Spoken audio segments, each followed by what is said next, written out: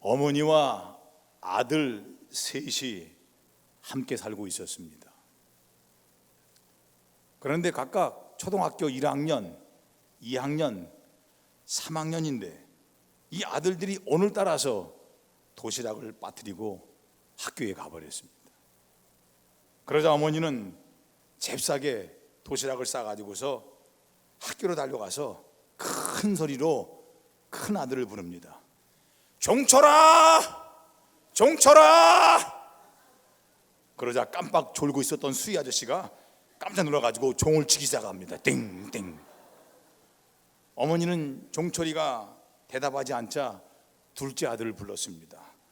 또 쳐라! 또 쳐라! 수희 아저씨가 또 종을 치기 시작합니다. 또 철이가 대답이 없자 막내 아들을 부르기 시작합니다. 막 쳐라! 막 쳐라! 수희 아저씨가 종을 막 치기 시작했습니다. 사랑하는 성도 여러분, 오늘 하나님 말씀을 받으실 때에 여러분 마음속에 신령한 종을 쳐대시기를 주의 이름으로 축복합니다. 한번 따라합시다. 만선의 축복. 만선의 축복. 어부들이 고기를 잡으러 바다를 향해 나갔습니다. 며칠, 한 달, 혹은 여러 달 동안 파도와 날씨와 싸웁니다. 고기를 배에 가득 채우고 돌아오면 어부들의 얼굴에 기쁨이 가득 찹니다. 그러나 배에 고기가 얼마 없는 상태로 돌아오면 어부들의 얼굴에는 근심으로 가득 찹니다. 고기를 배에 가득 채우고 돌아오는 이 만선의 기쁨은 그 어떤 기쁨보다 여러분 비교할 수가 없는 것입니다. 만선의 축복, 만선의 기쁨, 이건 비교할 수가 없습니다. 어부들은 만선의 희망을 갖고 출항했다가 만선의 기쁨을 안고 입항하기를 간절히 소원합니다. 여러분 만선이 뭡니까? 만선은 가득 채우는 게 만선입니다. 가득 채우는 것, 찰만, 배선, 배에 가득 채우는 게 이 어부들의 소망이고 어부들의 희망입니다. 그래서 자기들이 타고 나갔던 그 배에 고기가 가득 채우고 돌아오는 이 만선의 기쁨을 누리기를 원하고 있습니다. 만선으로 돌아오느냐 빈배로 돌아오느냐 하는 것은 어부들로 하여금 극과 극의 감정을 갖게 만듭니다. 왜요? 그들의 생계에 직결이 되기 때문에 그렇습니다. 오늘 우리가 함께 읽었었던 이 본문 말씀에 보니까 게네사렛 호수가가 나옵니다. 이 게네사렛 호수란 말은 갈릴리 호수, 갈릴리 바다라고 이야기합니다. 이 호수는 예루살렘으로부터 북쪽으로 약 100km 떨어진 곳에 위치한 곳이고 수면이 바다보다 약 200m나 낮고 남북 길이가 21km, 폭이 12km가 되는 아주 맑고 깨끗한 그런 어적이 풍부한 그런 호수입니다. 이곳 주변 사람들은 고기를 잡는 일로 생계를 유지합니다. 어부들이 살고 있습니다. 그런데 이 호수에서 놀라운 일이 발생했습니다. 고기가 배에 가득 채워지는 일이 발생했습니다. 단순히 가득 채울 정도가 아닙니다. 그냥 그물이 찢어질 정도로 고기가 많이 잡혔습니다. 그것도 한 배에 고기가 채운 것이 아니라 친구를 오라고 해가지고서 두 배에 가득 채워지는 놀라운 그런 일이 일어났습니다. 오늘 6절 7절 말씀 보십시오. 고기를 잡은 것이 심이 많아 그물이 찢어지는지라 이에 다른 배가 있는 동무들에게 손짓해가지고 같이 도와달라 해가지고 그 두 배에 채웠는데 두 배가 잠기도록 그 배에 가득 채워졌다는 것입니다. 여러분 만선 중에 만선, 넘치는 만선, 만선 중에 만선, 넘치는 만선, 가득 채워지는 그런 놀라운 일이 일어났습니다. 어부들에게 최대의 소망이 뭡니까? 만선입니다. 가득 채워지는 것입니다. 그런데 이 만선의 기쁨, 만선의 축복을 어떻게 경험했는지 궁금하지 않을 수가 없습니다. 더군다나 밤새도록 그물을 던졌습니다. 이쪽 저쪽, 여러분, 베드로가 그 호숫가에서 어디가 고기가 많고 몇 시간대에 고기가 있는 거 뻔히 아는 그가 밤새도록 이것저것 다니면서 그물을 던지고 또 던지고 또 던졌습니다. 근데 한 마리 못 잡았습니다. 근데 만선이 되다니, 어떻게 이런 일이 일어날 수 있겠습니까? 밤새도록 한 마리 못 잡았던 베드로, 근데 갑자기 만선이 됐다는 것입니다. 우리의 삶도 그런 것 같습니다. 우리 모두가 다 만선의 기쁨과 만선의 기대와 만선의 소망을 가지고 살아갑니다. 근데 세상이 만만치가 않습니다. 우리 마음대로 잘 되지가 않습니다. 이리 부딪히고 저리 부딪히고 멍들기도 하고 상처받기도 하고 애쓰고 수고했지만 생각한 것만큼 보람도 없고 우리 가진 것들을 다 잃어버리게 되고 염려, 고통, 몸부림치게 됩니다. 세상의 갖가지 모든 방법과 수단을 다 동원해도 우리 마음은 더욱더 번민으로 가득 차게 되고 외로움과 허전함이 우리를 감싸고 있지 않습니까? 그런데 오늘 본문의 사건을 보니까 베드로에게 만선의 축복, 만선의 기쁨, 만선의 축복이 찾아왔다는 것입니다. 여러분, 오늘 이 본문을 보면 베드로에게만 만선의 기쁨, 만선의 축복을 주신 것이 아닙니다. 오늘 저와 여러분들에게도 만선의 기쁨, 만선의 축복을 주시고자 하시는 주님의 마음이 여기에 담겨 있다는 사실입니다. 오늘 본문은 우리가 어떻게 해야만 진정한 만선의 기쁨, 만선의 축복을 누릴 수 있는가 하는 것을 가르쳐주고 있습니다. 그러면 만선의 기쁨, 만선의 축복을 누리기 위해서 우리가 어떻게 해야 됩니까? 세 가지입니다. 첫 번째로 예수님을 내 배에 태워야 합니다. 만선의 축복, 만선의 기쁨을 누리기 위해서는 내 배에 예수님을 태우셔야 합니다.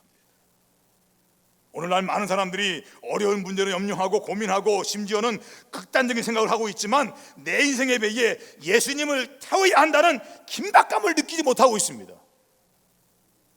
위태로운 응급환자가 생겼을 때에 의사를 빨리 불러야 한다는 긴박감을 모두가 가지지만 우리 삶에 위급한 일이 생겼을 때에 인생의 문제 해결자시고 치유의 자유자가 되시는 예수님을 급히 불러야겠다고 하는 그런 마음이 별로 없습니다. 베드로는 밤새 수고했지만 고기 한 마리 못 잡았습니다. 낙심 가운데 이제는 모든 걸 다 정리하려고 들어가려고 그물을 싣고 있습니다. 오늘 2절 말씀을 보세요. 같이 볼까요? 어부들은 배에서 나와서 그물을 싣는지라. 한 마리 못 잡았습니다. 밤을 새워가면서 열심을 다해서 고기를 잡아보려고 이것저것 던져봤습니다. 근데 한 마리 못 잡았습니다. 낙심 가운데에 여러분 그물을 싣고 있습니다. 그물을 닦고 있습니다. 그런데 어떤 한 청년이 와가지고서 배를 좀 태워주시겠습니까? 여러분 얼마나 귀찮습니까? 얼마나 짜증납니까? 고기도 못 잡았는데 얼마나 신경질 납니까? 이게 고기도 못 잡았는데 지금 배를 태워달래. 하여튼 베드로는 예수님을 자기의 배에 태웠습니다. 이것이 베드로에게 놀라운 행운이고 베드로에게 놀라운 축복입니다. 예수님을 자기 배에 태웠습니다. 그게 베드로의 놀라운 축복입니다. 사랑하는 성도 여러분, 귀찮든 짜증스럽든 신경질이 나든 힘들든 죽고 싶은 마음이 생기든 우리 상황이 어떤 간에 싫든 저든 간에 억지로라도 마지 못해서라도 여러분 예수님을 내 인생의 배에 태울 수 있는 은혜가 있기를 축복합니다. 축복합니다. 인생이 달라집니다. 사랑하는 성도 여러분, 다른 것을 내 인생의 배에 태우지 마십시오. 다른 사람을 내 인생에 태우기 전에 예수님을 내 인생에 태울 수 있는 우리 모두가 될 수 있기를 축복합니다. 귀찮아도 여러분 예배 드리러 나오십시오. 힘들어도 예배에 빠지지 마십시오. 예배의 성공자가 되십시오. 예배 들어갈 때에 기뻐하는 사람인 신령한 예배자입니다. 진정한 예배자입니다. 여러분 예배의 성공자가 되십시오. 우리 모두 정말 예배에 힘써 가십시오. 억지로라도 기도하십시오. 왜요? 응답이 있을 줄로 믿습니다. 성령님 치고서라도 성경을 한번 읽으세요. 우리 인생 예배에 어떠한 일이 일어나는지 소망합니다. 여러분의 인생 예배에 예수님을 태울 수 있기를 주의 이름으로 축복합니다.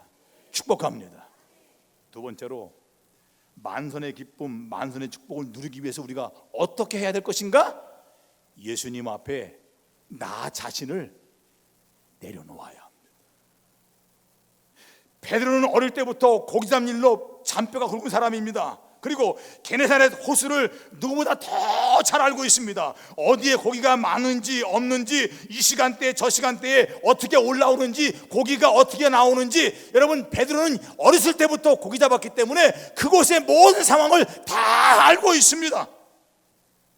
그런데 젊은 예수란 사람이 배에 타가지고서 무리들에게 말씀을 가르치고 난 다음에 다짜고짜 깊은 데로 가서 그물을 던져라. 여러분 성격이 급한 이 베드로에게 화낼 말도 하잖아요. 들이받는 말도 하잖아요. 깊은 데로 가서 그물을 던지래. 짜증나잖아요. 화가 나잖아요. 여러분 베드로는 오늘 그 말씀을 의지합니다. 5절 말씀 다 같이 보겠습니다. 5절 말씀입니다. 시작. 시몬이 대답하여 이르되 선생님 우리들이 밤이 새도록 고기를 수고하였으되 잡은 것이 없지만은 말씀에 의지하여 내가 그물을 내리리이다. 할렐루야. 여러분 이렇게 지금 말씀하시는 거 여러분 밤이 새도록 우리가 수고했을 때 잡은 것이 없습니다. 근데 말씀에 의지하여 내가 그물을 내립니다. 이렇게 말하는 것은요 그냥 된 것이 아닙니다. 베드로는 이 말을 하기 전에 먼저 자기의 것을 내려놓았다는 사실입니다. 오늘 본문에 이 말이 예수님 말씀에 대한 반응으로 나와 있지만 이렇게 결정하기까지 비록 짧은 구절이지만 순간이지만 마음으로 내려놓기로 결정했다 이 말입니다. 그러면 무엇을 내려놓습니까? 베드로는 자기의 자존심을 내려놓았습니다. 어부에게 깊은 데로 가서 그물을 던지라 했으니 얼마나 자존심이 상합니까? 깊은 데로 한 마리 못 잡았는데 깊은 데로 가서 그물을 던지래. 여러분 한 마리 못 잡았습니다. 어부인 자기가 여러분 한 마리 못 잡았습니다. 근데 깊은 데로 가서 그물 던지라. 자존심 상하는 일입니다. 깊은 데로 가서 그물 던지면 잡히나? 베드로의 결단력 얼마나 멋집니까? 예수님이 말씀하셨을 때에 그 예수님 말씀대로 말씀에 의지하여 그대로 던진다. 자기의 자존심을 다 벗어버리는 것입니다. 또 베드로가 뭘 내려버립니까? 자기의 지식입니다. 베드로는 고기 잡는 일에 대해서 전문적인 지식이 있는 사람입니다. 여러분 고기 잡는 일에 대한 백과사전입니다. 이 베드로가 여러분 깊은 데로 가서 그물을 던지라 이 말했을 때에 여러분 자기의 지식 가지고는 도저히 아니야. 자기의 상식 가지고는 도저히 아니야. 어떻게 그물을 어떻게 고기를 잡으라는 것이야. 깊은 데로 가서 상식, 지식 여러분 아무것도 안. 근데 자기의 지식이 안 맞아도 자기의 상식이 안 맞아도 베드로는 그 말씀 앞에 지식과 상식을 다 내려놓습니다. 사도 바울도 지식에는 누구보다 뛰어난 사람입니다. 그러나 예수님 만나고 난 다음에 모든 지식을 다 내려놓습니다. 빌립보서 3장 8절 말씀 볼까요? 시작. 또한 모든 것을 해로 여김은 내 주 그리스도 예수를 아는 지식이 가장 고상하기 때문이라.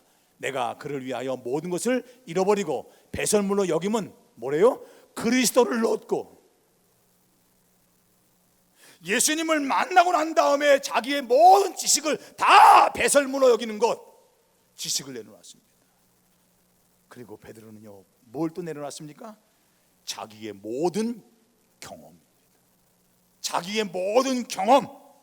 베드로가 이 호수에서 쭉 고기 잡아오면서 그 시간대에 거기 고기가 없다는 것 수많이 경험하고, 또 오늘도 여러분 고기 잡으면서 정말 많이 실패를 했습니다. 여러분, 지식을 내놓고 놓는 것보다 더 힘들고 어려운 것이 뭔지 아십니까? 경험입니다. 자기 경험을 내려놓기가 더 힘듭니다. 그 이유는 내가 다 경험해봤다 이 말이야. 실제로 다 체험해봤다 이 말이야. 그거를 어찌 다 내려놓을 수가 있겠습니까? 그걸 내려놓는 것도 힘들고 그거 내려놓는 것도 어렵습니다. 그런데 오늘 이렇게 자기의 자존심과 자기의 지식과 자기의 경험을 내려놓을 때에, 여러분, 이 베드로가 그런 걸 다 내려놓고 주님 말씀 앞에 그대로 순종하니까 하나님께서 그 베드로에게 만선의 기쁨, 만선의 아름다운 축복을 주셨다는 사실입니다. 사랑하는 성도 여러분, 우리들도 겸허하게 베드로를 배웁시다. 우리들의 모든 자존심, 우리의 지식, 우리의 경험들을 주님 앞에 여지없이 다 내려놓는 은혜가 있기를 주의 이름으로 축복합니다. 그럴 때 거기에 만선의 기쁨과 만선의 축복이 따라올 줄로 믿습니다. 마지막 세 번째로, 만선의 기쁨, 만선의 축복을 누리기 위해서 우리가 어떻게 해야 됩니까? 예수님 말씀에 순종해야 합니다. 오늘 본문 6절 말씀을 보십시오. 다 같이 볼까요? 6절 말씀 시작. 6절 말씀. 그렇게 하니 고리를 잡은 것이 심히 많아 그물이 찢어지는지라. 그렇게 하니, 말씀을 의지해서 깊은 데 나가서 그물을 던졌더니, 순종했더니, 여러분, 만선의 기쁨과 만선의 축복이 찾아왔습니다. 우리가 많이 알아요? 알아도 순종하지 않으면 소용이 없습니다. 아무리 하겠다고 열심하고 결심해도 여러분, 순종하지 않으면 다 필요 없습니다. 아무리 아기가 엄마 뱃속에서 잘 있다고 해도 10달 차면 나와야 됩니다. 10달 찼는데 좀 더 있어야 됩니다. 여기 따뜻합니다. 안 나오면 큰일 납니다. 죽을 수 있습니다. 안타깝지만 출산의 고통을 겪어야 되는 것입니다. 결국 순종해야만이, 분반해야만이 정말 거기에 만선의 기쁨과 만선의 축복을 맛보는 것입니다. 베드로는 예수님 말씀 앞에 순종해서 무조건 그물을 던집니다. 말씀을 의지해서 무조건 그물을 던집니다. 여러분, 변명도 없어요, 이유도 없어요, 투덜거림도 없어요. 여러분, 그냥 그 말씀을 의지해서 그냥 그물을 던졌습니다. 거기에 만선의 기쁨과 만선의 축복이 찾아오잖아요. 그물이 찢어질 정도로 2배가 채워져가는 놀라운 축복을 받잖아요. 사랑하는 성도 여러분, 만선의 기쁨, 만선의 축복을 맛보기 위해 마지막 거쳐야 할 과정은 바로 순종입니다. 아멘이십니까? 요한복음 2장을 보면 가나 혼인잔치가 나옵니다. 근데 그 가나 혼인잔치에 포도주가 떨어졌습니다. 난감합니다. 잔치집에 포도주가 떨어진 것은 혼인집에 치명적인 타격이고 흥이 깨지는 것입니다. 하객들은 자기들을 잔치집에 불러놓고서 이게 떨어졌다고 자기를 무시하냐고 막 그럴 겁니다. 그때 예수님이 오셨고 예수님 어머니가 오셨는데, 예수님 어머니께서 말씀하시기를, 주님이 무슨 말을 하든지 무엇을 시키든지 뭐래요? 그대로 하라. 그대로 순종해라. 예수님께서 종들에게 말씀합니다. 항아리 아구까지 물을 채워가지고서 그것을 연회장에 떠다 줘라. 같이 볼까요? 우리 한번 요한복음 2장 5절부터 9절 말씀 시작. 그의 어머니가 하인들에게 이르되 너에게 무슨 말씀을 하시든지 그대로 하라 하니라. 거기 유대인의 결례를 따라 두세 통 드는 돌 항아리가 6이 놓였는지라. 예수께서 저에게 이르시되 항아리에 물을 채우라 하신즉 아구까지 채우니 이제는 떠서 연회장에 갖다 주라 하심에 갖다 주었더니 연회장은 물로 된 포도주를 맛보고 어디서 났는지 알지 못하되 물 떠온 하인들은 알더라. 순종하니까 물이 변하여 포도주가 됐습니다. 할렐루야. 물이 변하여 포도에 되는 놀라운 역사와 이런 기적을 체험했습니다. 아브라함도 이삭을 바치라는 하나님 명령 앞에 그대로 순종했습니다. 그 후에 아브라함에게 놀라운 영육의 만선의 축복이 찾아왔습니다. 여러분, 착각하지 맙시다. 만선의 기쁨, 만선의 축복은 그냥 오는 것이 아닙니다. 만선의 축복과 만선의 이 기쁨은 순종을 통해서, 아멘이십니까? 순종을 통해서 오는 것입니다. 우리는 무엇을 순종해야 할 것인가를 우리 스스로 잘 알고 있습니다. 우리가 몰라서 순종 못하는 것이 아닙니다. 게을러서, 하고 싶지 않아서, 고의로 불순종하는 경우가 참 많습니다. 우리가 순종의 아름다운 이 과정을 통과하지 않고서 왜 하나님이 나에게 만선의 기쁨, 만선의 축복을 왜 주시지 않는가 불평할 필요 없습니다. 순종하십시오. 베드로 보십시오. 베드로는 만선의 주관자가 되시고 만선의 근원이 되시는 예수님을 만나는 이 만선의 기쁨, 만선의 축복을 만났습니다. 만선의 주관자가 되시고 만선의 근원 되신 그 주님 앞에 순종하고 그 주님 앞에 나아가니까 우리 주님께서 그 베드로에게 만선의 기쁨과 만선의 축복을 주셨습니다. 뿐만 아니라 그는 2배의 고기가 가득 차는 만선의 기쁨, 만선의 축복을 체험했습니다. 그리고 앞으로 물고기가 아닌 영혼을 낚는 어부로서 만선의 기쁨, 만선의 축복도 보장해 주셨습니다. 사랑하는 성도 여러분, 이제 우리 빈방만 바라보지 맙시다. 오늘 주신 이 말씀처럼 예수님을 내 배에 태우고 예수님 앞에 나 자신을 내려놓고 예수님 말씀 앞에 순복함으로 말미암아 만선의 아름다운 축복과 기쁨을 누릴 수 있는 우리 모두가 될 수 있기를 소망합니다. 여러분, 만선의 축복과 만선의 기쁨은 그냥 오는 것이 아닙니다. 여러분, 이 말씀처럼 주님을 내 배에 태우십시오. 주님 앞에 나 자신을 다 내려놓으십시오. 그리고 주님 앞에 순종하십시오.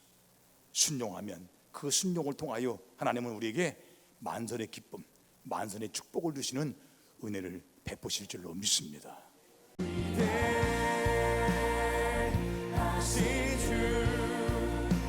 찬양의 위대하신